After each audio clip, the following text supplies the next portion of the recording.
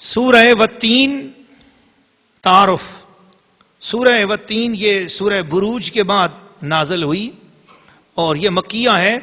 اس میں 1 رکوع ہے اور 8 آیتیں ہیں، 34 کلمے ہیں اور 105 حرف ہیں.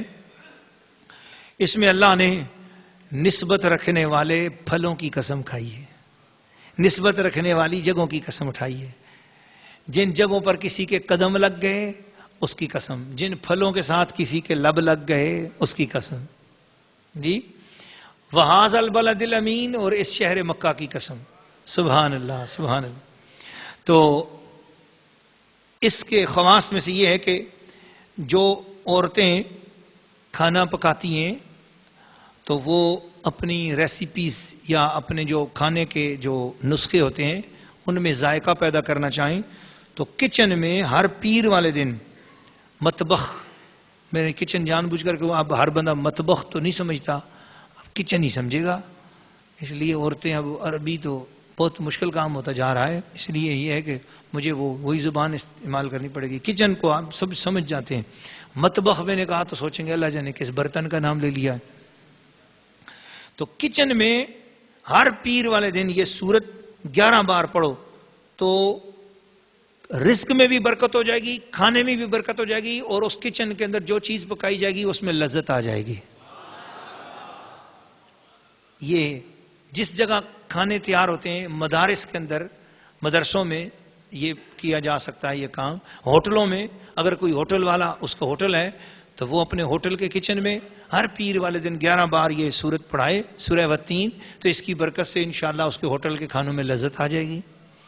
چائے والا چائے کی اپنے ہوٹل میں، دوسرے ہوٹل والے اپنے. تو اس طریقے سے یہ فیضان ہے بازاروں میں، گلیوں میں، محلوں میں، دیہاتوں میں، کچن میں، تو مطابخ میں، مسجدوں کے مدارس میں، جہاں کہیں بھی کچن بنے ہوتے ہیں تو وہاں پر یہ پڑھیں تو کھانے میں بھی لذت آ جائے گی، رزق میں بھی برکت آ جائے گی.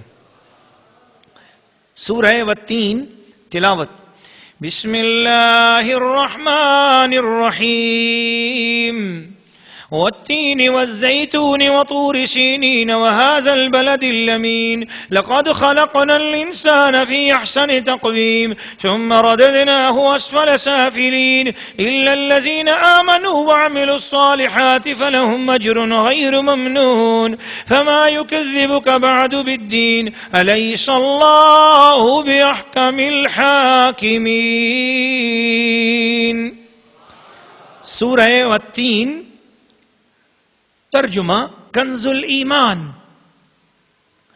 انجیر کی قسم اور زیتون اور طور سینا اور اس امان والے شہر کی، بے شک ہم نے آدمی کو اچھی صورت پر بنایا پھر اسے ہر نیچی سی نیچی حالت کی طرف پھیر دیا، مگر جو ایمان لائے اور اچھے کام کیے کہ انہیں بے حد ثواب ہے.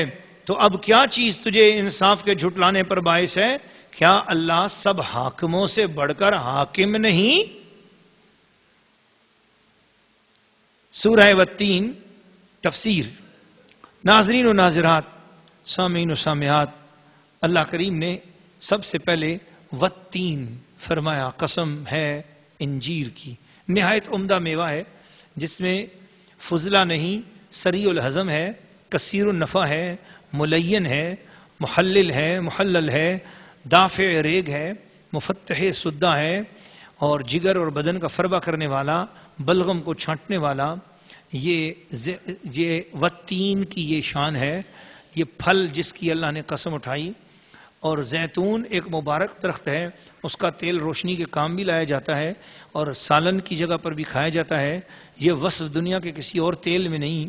اس کا درخت خشک پہاڑوں میں پیدا ہوتا ہے جس میں دہنیت کا نام و نشان نہیں، بغیر خدمت کے پرورش پاتا ہے، ہزاروں برس رہتا ہے.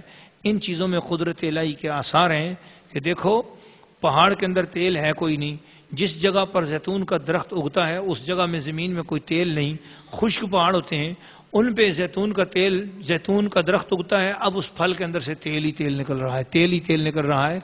میں چاہوں میری شان دیکھو، ناریل کے اندر پانی پیدا کر دوں، زیتون کے اندر تیل پیدا کر دوں، کیلے کے اندر حلوہ پیدا کر دوں، مالٹے کے اندر میں جو ہے وہ جوس پیدا کر دوں، اور خربوزے کے اندر آئس کریم پیدا کر دوں۔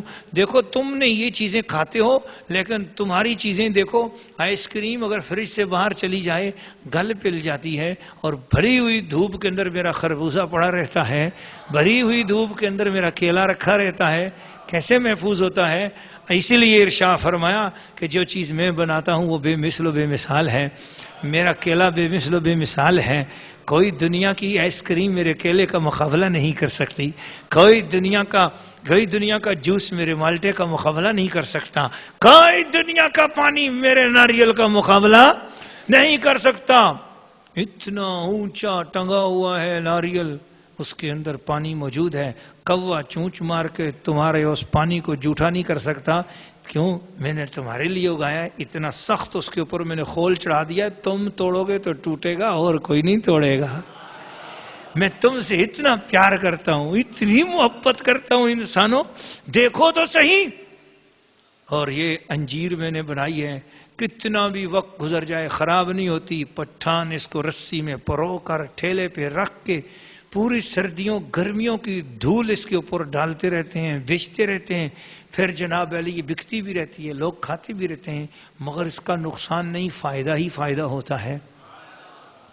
تم اتنی سی ٹکیا کسی چینی کی بنا دو، مکھیاں اس کا جو ہے نا بخیا ادھیڑ کے رکھ دیں گی، خراب ہو جائے گی۔ تمہارے میٹھے خراب ہو جاتے ہیں، میں جسے میٹھا بناتا ہوں وہ میٹھا قائم رہتا ہے۔ میں نے شہد کو بنایا ہے، کبھی خراب نہیں ہوتا۔ میں نے شہد کو بنایا، اسی دنیا کے پھولوں سے چوستی ہے وہ مکھی، وَأَوْحَىٰ رَبُّكَ إِلَى النَّحْلِ أَنِ اتَّخِذِي۔ ہاں میں نے شہد کی مکھی کو الہام کیا، میں اسے بتاتا ہوں، وہ انہی شہروں میں سے، تمہاری ہی دکانوں میں سے، تمہارے باغوں میں سے پھولوں کو چوستی ہے۔ یہ فنا ہونے والے پھول، یہ مرجھا جانے والے پھول، جب ان سے مکھی شہد چوس کے لے کے جاتی ہے، اب وہ شہد نہ مرجھاتا ہے، نہ خراب ہوتا ہے، نہ بگڑتا ہے، نہ سڑتا ہے، 100 سال پڑا رہے، اس سے کچھ بھی نہیں ہوتا۔ کیا وجہ ہے؟ فرمایا جس طرح میں مکھی کے ذریعے بے جان مرجھا جانے والے پھولوں میں سے رس نکال دوں، تو پھر وہ رس جب مکھی نکالے، میری بڑھائی ہوئی مکھی، میری سکھائی ہوئی مکھی، میری الہام والی مکھی جسے میں نے الہام کیا ہے، اس شہد کی مکھی میں یہ کوالٹی ہے کہ وہ فنا ہونے والے بیکار مرجھا جانے والے پھولوں سے رس چوس لے تو وہ رس فنا نہیں ہوتا، وہ رس بقا والا ہو جاتا ہے۔ تو اسی فنا میں سے اگر مکھی فنا میں سے اجزاء لے لے تو وہ باقی ہو جاتے ہیں، تم بھی مرو گے نہیں۔ میرے پاس ایسا سسٹم موجود ہے کہ تم اگر فنا ہو بھی جاؤ، میں ایسی رحمت کی بارش برساؤں گا، جس طرح زمین سے پودا اگ جاتا ہے اسی طرح تم بھی زندہ ہو جاؤ گے، اٹھ جاؤ گے۔ تو جس طرح شہد کی مکھی اگر پھولوں سے، اس کے اندر ایسی قابلیت ہے، مرجھانے والے پھولوں سے رس چوس لے تو وہ رس ضائع نہیں ہوتا، اسی طرح اولیاء اللہ، بزرگان دین، انبیاء، صحابہ کرام اسی دنیا کے اندر بیٹھے ہوئے ایسی باتیں بولتے ہیں کہ ان کی باتوں کا فیض فنا نہیں ہوتا، وہ فیض ہمیشہ تک جاری رہتا ہے۔ اب بہت سارے اس کے معنی اور آگے نکلتے چلے جائیں آپ تو اس میں بہت سارے فیوزات آپ کو ملتے چلے جائیں گے۔ اور فرمایا کہ وطور سینین، وہ پہاڑ جس پر موسیٰ نے میرے ساتھ باتیں کی۔ مولا پہاڑ تو سارے ہی ہیں، تو اس پہاڑ کو یاد کرتا ہے، وہ تو چلا بھی گیا، وہ پہاڑ تو اب وہاں نہیں ہے، طور سینین اب تو نہیں ہے نا بھائی۔ قرآن مجید فرماتا ہے نا فَلَمَّا تَجَلَّى رَبَّهُ لِلْجَبَلِ، جس پہاڑ پہ موسیٰ کھڑے تھے اس پر جب رب نے تجلی ڈالی تو کیا ہوا؟ جَعَلَهُ دَكَّا، وہ تو پہاڑ پھٹ کر ریزہ ریزہ ہو کر اڑ گیا۔ اس کے اندر 10 لاکھ چٹانیں تھیں، اس کے اندر 10 ارب جڑی بوٹیاں تھیں، اس کے اندر کوئی 10,000 قسم کے وہاں حشرات الارض تھے، اور مٹی تھی، کیچڑ تھا، پانی تھا، جپسم تھا، کرومائٹ تھا، تانبا تھا، نمک تھا، دھاتیں تھیں، پہاڑ تھا، پہاڑ کے اندر جو کچھ ہوتا ہے وہ سب کچھ اس میں تھا۔ لیکن تجلی ربہ للجبل، جب موسیٰ کے کہنے پر پہاڑ پہ تجلی آیا رب کی، تجلی آئی جالہ دکا، پتہ ہی نہیں چلا وہاں کوئی پہاڑ تھا بھی کہ نہیں تھا. ایک ہی سیکنڈ میں وہ پہاڑ لاکھوں چٹانوں کا دروئی بن کر اڑ گیا.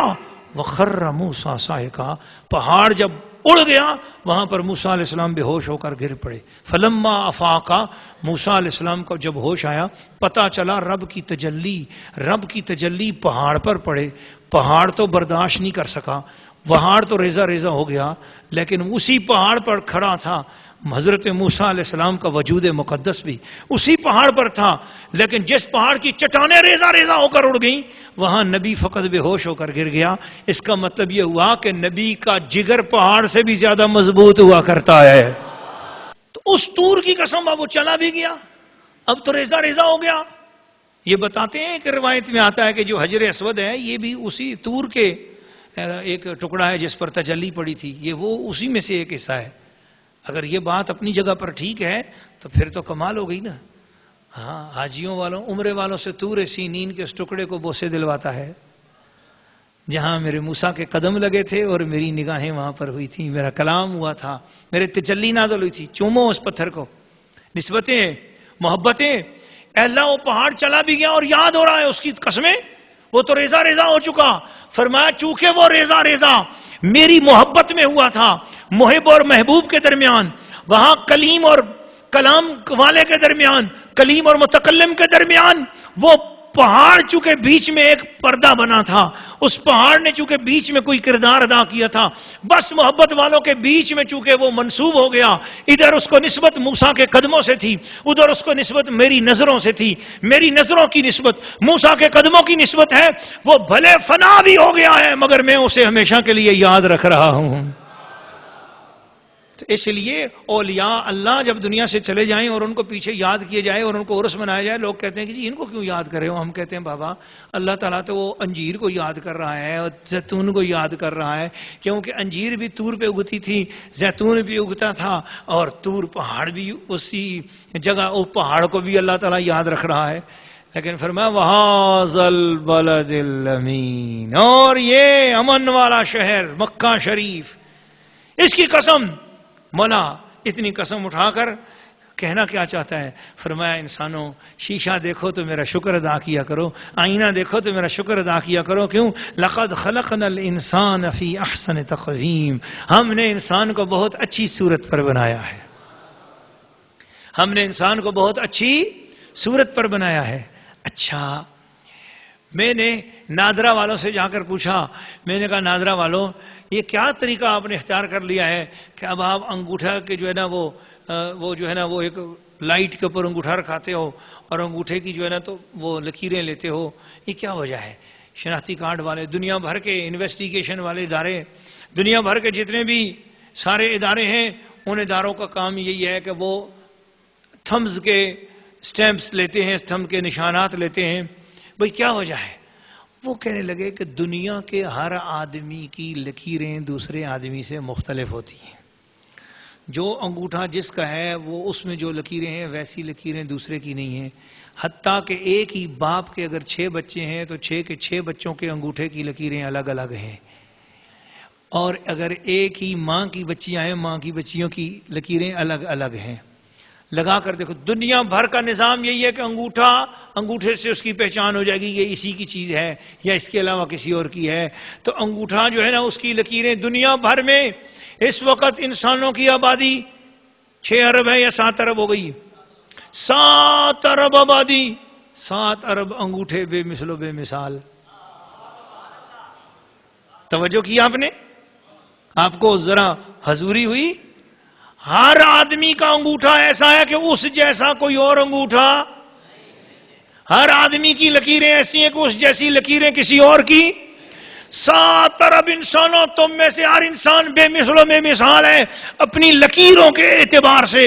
اگر تمہارے ہاتھ کی لکیروں کے اعتبار سے، تمہارے ہاتھ کی لائنوں کے اعتبار سے تم دنیا بھر میں ایک ہی آدمی ہو، ساری دنیا 7 ارب ایک طرف اور وہ جو 6 ارب 99 کروڑ 99 لاکھ 99 ہزار 999 بندہ ایک طرف اور یہ تیرا انگوٹھا ایک طرف. تیرے انگوٹھے کی لکیریں جو ہے نا دوسرے انگوٹھے سے نہیں ملتی. اللہ کیا فرما رہا ہے؟ لقد خلقنا الانسان فی احسن تقویم. تو کل کو یہ نہ کہنا کہ مجھے تو یا اللہ بے مثل و بے مثال نہیں بنایا تھا. یا اللہ میں نے تیری لکیر بھی دوسروں کی طرح نہیں رکھی, میں نے تیری لکیر کو بھی دوسروں کی طرح نہیں رکھا, تجھے بے مثل و بے مثال کیا ہے. بڑا چوڑا ہو کے سن رہا ہے, خوش ہو رہی ہے کہ میرے بے مثل و بے مثال ہونے کی بات ہو رہی ہے. بس تو امتی ہو کر بے مثل و بے مثال ہے تو نبی ہو کر وہ کیوں نہ بے مثل و بے مثال ہوگا؟